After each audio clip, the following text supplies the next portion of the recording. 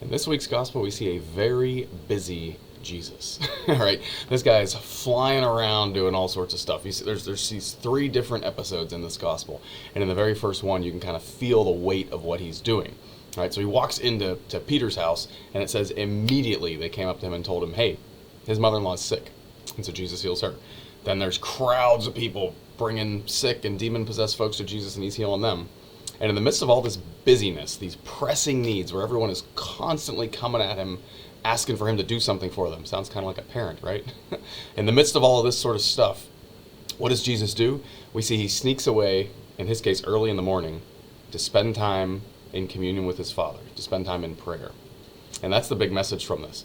Regardless of how busy we are, we have to take time for our own prayer lives, to sit in the presence of God, to reflect on our day, to give him our cares and our worries and our anxieties, the concerns of our day, the people in our lives that need prayer, to give those things to him, whether it's in words or whether it's just in feelings. Sometimes the best prayer is just feeling that angst of the day and feeling it at God, feeling the excitement of the day, feeling it at God, feeling the disappointment of the day, feeling it at God.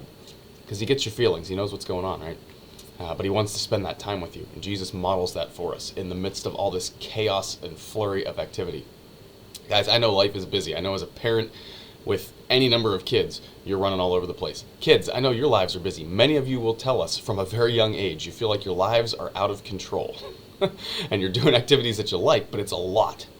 So in the midst of all of that, we have to find time as individuals and as families to sit in silence and in stillness with God, so he can give us the strength and the ability to go do the good things that we need to do, so that we can see in the midst of that flurry of activity, where is God? What is he asking me to do today? Who is he reaching out to me through? Who is he speaking to me through? What do I need to be about? We have to be in communion with God, or we're going to completely miss that. And that's the message of Jesus' ministry example today.